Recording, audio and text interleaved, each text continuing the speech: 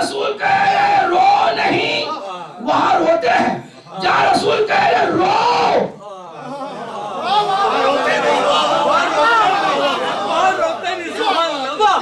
سلوات پڑھے محمد وآل محمد، اور جہاں رسول کہتے ہیں جاؤ جاتے نہیں ہیں،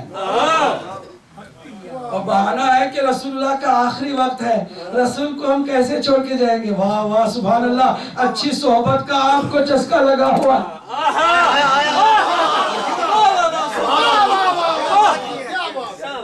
حضور کہہ رہے نکل جاؤ، جاؤ، جاتے نہیں، کیوں؟ اس لیے کہ وہ اللہ کو اس کے رسول کو معیار نہیں بنا رہے، اپنی خواہش کو، جائیں گے تو شاید بات کہیں سے کہیں چلی نہ جائے، جو حصہ مجھے ملنے والا ہے شاید نہ ملے، تو جو رسول کہے نہ مانے اس کا ہمارے ساتھ کیا تعلق ہے؟ کوئی تعلق نہیں۔ اب اس سے بہتر کوئی اتباع کا مفہوم ہو سکتا ہے؟ نہیں ہو سکتا۔ تیسرا معیار پوری توجہ سے سنیے گا، قرآن ہے، اللہ کی کتاب ہے، اللہ کی کتاب ہمیں کہہ رہی ہے کہ جو فاسق ہیں اس کی اتباع نہ کرو۔ آپ ہم سے کہتے ہیں فلاں کو بھی مانو، فلاں کو بھی مانو، فلاں کو بھی مانو، کیوں مانیں؟ ہم قرآن کو معیار بنائیں یا تمہیں بنائیں؟ قرآن کہتے ہیں فاسق کی اتباع نہ کرو، ہم نہیں کرتے۔ اب فاسق میرا باپ ہو، میرا دادا ہو، میرا بہت پرانا بڑا ہی فیمس بہت ہی بڑا ہیرو ہو، چاہے کوئی بھی ہو، چاہے اقتدار پر آئے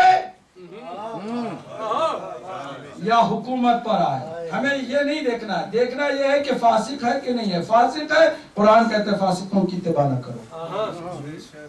قرآن کہتے ہیں ظالموں پر لعنت ہے، ظالموں کے پیچھے نہ جاؤ، خبردار کسی ظالم کے لیے ذرہ برابر بھی تمہارے دل میں ہمدردی نہیں ہونی چاہیے، اگر ہمدردی ہوئی تو تم بھی اس کے ساتھ جہنم میں جاؤ گے۔ یہ قرآن ہے کہ نہیں ہے؟ قرآن ہے۔ یہاں تو کوئی اس کی طرف توجہ نہیں دیتا، قرآن پڑھتے چلے جاتے ہیں، پڑھتے چلے جاتے ہیں، پڑھنے سے کچھ نہیں ہوتا، عمل کرنے سے ہوتا ہے۔ قرآن کہتا ہے مسلمانوں لا تتخذوا اليہود والنصارى اولیاء، یہود و نصارہ کو اپنا ولی اپنا سرپرست نہ بناؤ، اور سارے مل کر کہیں کہ بھائی وہی تو ہمارے دوست ہیں، انہیں تو سرپرست بناتے ہیں، سارے مل کے کہیں کہ ہمیں تو ان کی سرپرستی گوارا ہے لیکن علی والوں کی نہیں۔ یہی ایک تعصب ہے جس کی وجہ سے آج مسلمان ذلیل ہو رہے ہیں۔ اگر انقلاب آیا تھا ایران میں تو دیکھتے کہ اس کا فائدہ پوری امت کو کیا ہو رہا ہے، یہ قرآن کی طرف بلانے والے ہیں، اہل بیت اطہار کی طرف بلانے والے ہیں، حق کی طرف بلانے والے ہیں۔ اس کے لیڈر نے کہا سارے مسلمانوں کی یہ جتنی قوت ہے نا، طاقت ہے، ایک جگہ پر جمع کر دو، تمہارے ایک بیت المال ہو جائے، تمہارے نیٹو سے زیادہ پاورفل فورس بن جائے، تمہاری ایک مضبوط حکومت مشترکہ بازار تمہارا ہو جائے، تم کسی کے محتاج نہیں رہو گے، دنیا کی ہر طاقت تمہارے سامنے جھک جائے گی۔ کسی نے نہیں سنا، کیوں؟ اس لیے کہ یہود کی سرپرستی گوارا ہے لیکن علی والوں کی سرپرستی گوارا نہیں۔ یہاں تک کہ بچوں کو گھٹی ڈالی جاتی ہے کہ اگر نہر سے کوئی سور بھی پانی پی لے تو بھی پی لینا، لیکن اگر شیعہ پیے تو ہاتھ نہیں لگانا۔ اس تعصب کا ہم کیا علاج کر سکتے ہیں؟ نقصان کس کو ہوتا ہے؟ اس کو ہوتا ہے کہ جو قرآن کو معیار نہیں بنا۔ قرآن کو معیار بناؤ حق کا۔ 3 ہو گئے نا معیار، چوتھا معیار اہل بیت اطہار ہیں، قرآن، اللہ کا نبی اور اللہ۔ چوتھا معیار حق کا اہل بیت اطہار ہے، اور وہ بھی ایک شخصیت نہیں ہے، اللہ نے ہر زمانے میں اہل بیت کی ایک شخصیت کو معیار حق رکھا ہے۔ پورے 12 امام ہیں، چہارٹا معصومین ہیں، اول سے لے کے آخر تک ہر زمانے میں ایک معیار حق کا ہے، اللہ نے رکھا ہے کہ ہم اسی کو کعبہ بنا لیں، اسی کے ارد گرد اپنے اعمال بھی اہل بیت کے مطابق، اپنے اذکار بھی اہل بیت کے مطابق، عقیدہ بھی اہل بیت کے مطابق، عمل بھی اہل بیت کے مطابق۔ اگر ہم نے ایسا کیا تو کامیاب ہے، اگر ہم نے ایسا نہیں کیا، بلکہ بعض تو اس سے بھی زیادہ جو ظلم کرتے ہیں وہ یہ کہ جو ہم میں سے ہی ہیں، وہ کہتے ہیں اہل بیت کو ہم مانتے ہیں لیکن مرضی ہم اپنی کریں گے، کہتے ہیں ہم امام زمانہ کی تقلید کریں گے۔ جب ہم کہتے ہیں نا کہ بھئی مرجع کی تقلید واجب ہے، تقلید کرو، کہتے ہیں کہ ہم مرجع کی نہیں، ہم تو ڈائریکٹ امام زمانہ کی کرتے ہیں۔ سبحان اللہ، کتنی دفعہ امام زمانہ سے تم نے ملاقات کی ہے، ڈائریکٹ ان سے دین لیا ہے، کہتے وہ کوئی بات نہیں، روایتیں تو ہیں نا، روایتوں سے تم دین سمجھ سکتے ہو، روایتوں سے کبھی دین سمجھ میں نہیں آتا۔ ان مجتہدین کی طرف رجوع کرو کہ جنہوں نے اپنی پوری زندگی امام زمانہ کی خدمت میں گزار دی ہے۔ آسان ہے راستہ، لیکن راستہ آسان ہم اپنانے کے لیے تیار نہیں ہے۔ پوری کوشش ہے دنیا میں اس وقت کہ اہل بیت اطہار کا مکتب جو بہترین مکتب ہے اس کو کمزور کر دیا جائے، اور کمزور کرنے کا طریقہ یہ ہے کہ اس کے جو پلرز ہیں ان کو ڈھایا جائے، اور جو مضبوط ستون ہے اس مکتب کا وہ لیڈرشپ ہے، وہ مرجعیت ہے۔ مجتہدین کی تقلید سے انقلاب ایک ملک میں آیا۔ آج اگر عراق محفوظ ہے دشمنوں کے شر سے تو اس لیے ہے کہ آیت اللہ العظمیٰ سیستانی ان کے درمیان میں ہے، لوگ تقلید کرتے ہیں۔ نعرہ حیدری! اہل بیت اطہار معیار حق ہے۔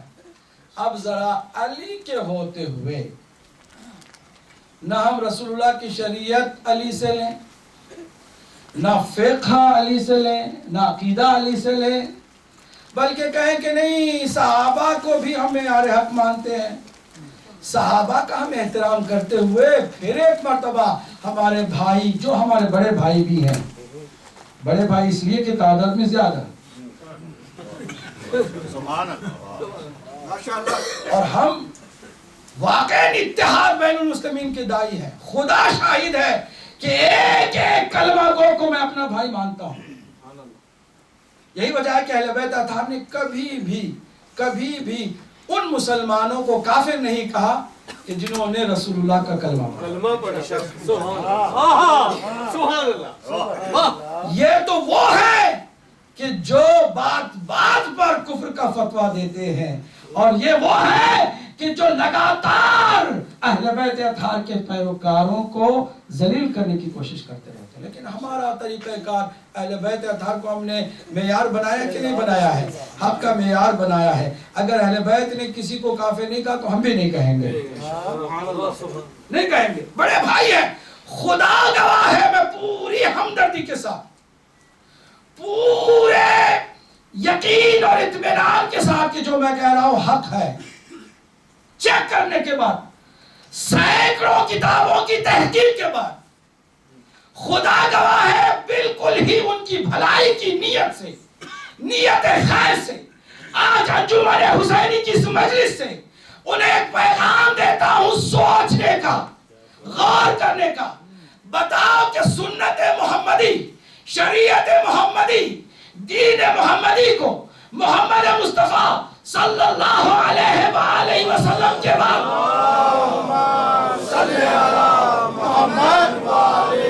ہم لیں تو کس سے لیں؟ سوال ہو گیا نا۔ حضور کے بعد سنت محمدی، شریعت محمدی، دین محمدی کو ہم کس سے لیں؟ سوال ہے۔ جواب ملے گا کہ اہل بیت سے لے کے نہیں لے، کوئی مسلمان جرات نہیں کرتا کہ یہ کہے کہ اہل بیت سے نہ لے۔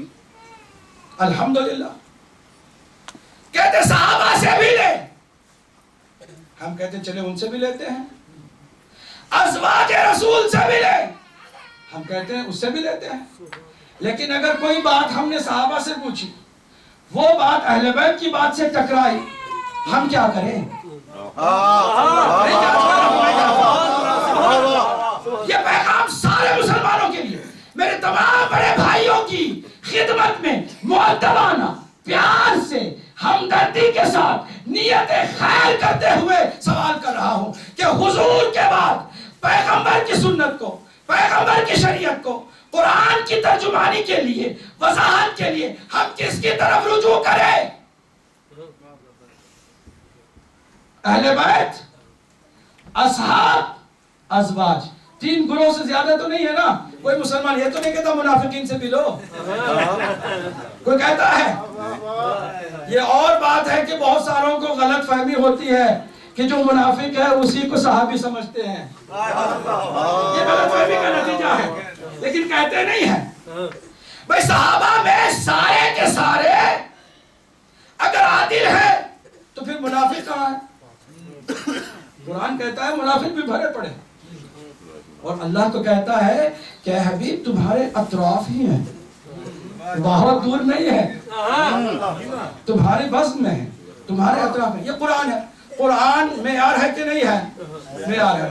اب یہ جو صحابہ ہیں کہنے کے لیے سب کلمہ سب پڑھتے ہیں، سب رسول پر فدا ہونے کی بات بھی کرتے ہیں. قرآن کہتا ہے منافقین بھی اس کے اندر ہے. مسلمان بھی انکار نہیں کرتے اس کا، سارے مسلمان کہتے ہیں ہاں تھے ضرور، لیکن کون منافق ہے کون مومن ہے؟ آپ کون ہوتے ہیں فیصلہ کرنے والے؟ خدا کی قسم ہم کچھ نہیں ہوتے ہیں. ہمیں کیا؟ ہم کون؟ ہماری حیثیت کیا؟ ہماری مثال کیا؟ ہماری پوزیشن کیا کہ ہم ڈیسائیڈ کریں کہ منافق کون ہے مومن کون ہے؟ ہمیں کوئی حق حاصل نہیں ہے کہ اپنی طرف سے منافق کو بتائیں یا مومن کو بتائیں. لیکن کیا نبی کو بھی یہ حق حاصل نہیں ہے؟ نہیں جانچ کرتے تو آپ کی مرضی.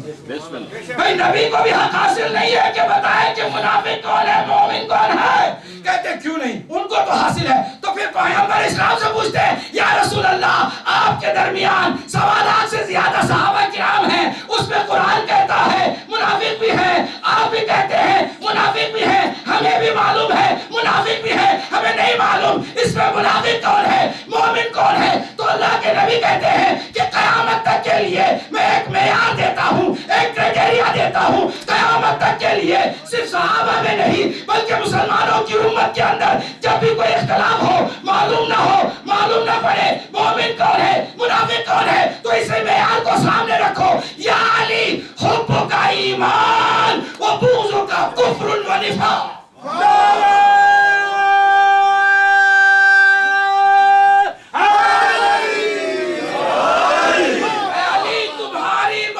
ایمان ہے اور تمہارا بغض کفر بھی ہے نفاق بھی ہے. اب دیکھتے جاؤ جو صحابہ علی کے نام سے ہی خوش ہو جائے تم انہیں اس مومن صحابی سمجھو، اسے تم متقی اور پرہیزگار صحابی سمجھو، اسے تم عادل سمجھو، وفادار سمجھو، اس سے تم ضرور لے سکتے ہو. وہ فاسق نہیں ہو سکتا جو علی کی محبت میں سرشار دل رکھتا ہے.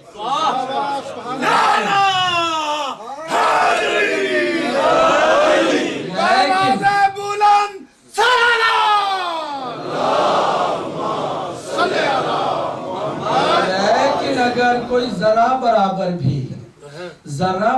بھی علی کے نام سے جلنے لگے، اس کے تیور بدل جائیں، اس کے چہرے پر عجیب غریب کفر و نفاق کا اثر نمودار ہو جائے اور اسے واقعی تکلیف ہو، سمجھ لینا کہ وہ منافق ہے. کیونکہ اللہ نے منافق پر توحید حرام نہیں کی، رسالت حرام نہیں کی، لیکن علی کی ولایت حرام کی. وہ توحید کے عقیدے کو چھپا سکتا ہے، بتا سکتا ہے، رسالت کے عقیدے کو چھپا سکتا ہے، بتا سکتا ہے، لیکن علی کی ولایت کو وہ چھپا نہیں سکتا. ہے تو کھل کے سامنے آ جائے گی، نہیں ہے تو بھی کھل کے سامنے آ جائے گی. صلوات پڑھیں محمد و آل محمد.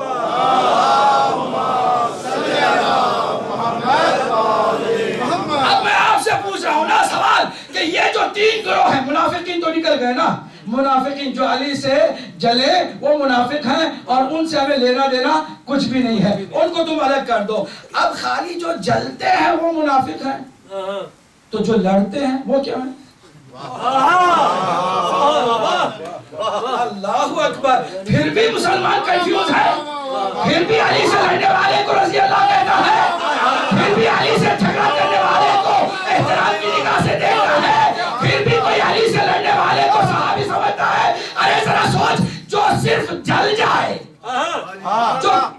اپنے اندر بغض رکھ کے جل جائے، ظاہر بھی نہ کر سکے لیکن اس کے چہرے سے نمودار ہو جائے تو وہ منافق ہے، اور جو لڑنے کے لیے آ جائے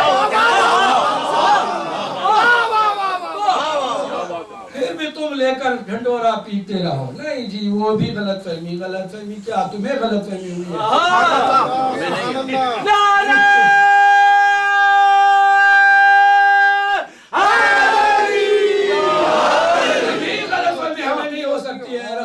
کا قول کو سامنے رکھتے دیکھتے ہیں جو جلتا ہے وہ منافق ہے، یہ تو لڑتا ہے علی سے، جنگ کرتا ہے، اس کو موقع ملے تو علی کے تکے بوٹی کر دے، وہ خون بہا دے، کبھی گھبراتا نہیں ہے، اسی لیے بار بار آئے ہیں لیکن کر نہیں سکے، یہ اور بات ہے، لیکن کوشش ان کی ہے۔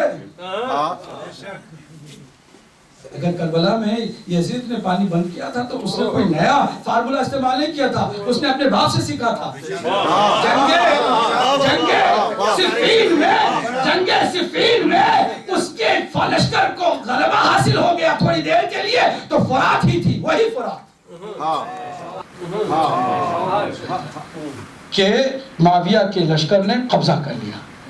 معاویہ کے لشکر کا جب قبضہ ہوا تو معاویہ نے حکم دیا کہ اب علی والوں میں سے کسی ایک کو بھی پانی تک پینے نہ دینا، اور وہ بہت دور اپنے گاؤں سے آ گئے ہیں، اپنی بستی سے کافی دور آ گئے ہیں، کوفے سے بہت دور آ گئے ہیں، بصرہ اس کے قریب ہے نا یہ جنگ، اور اس جنگ میں واپس جا کے پانی لانا بہت مشکل کام ہوتا ہے، فرات سامنے ہے، محروم کر دو، فرات کے پانی سے انہیں پینے نہ دو۔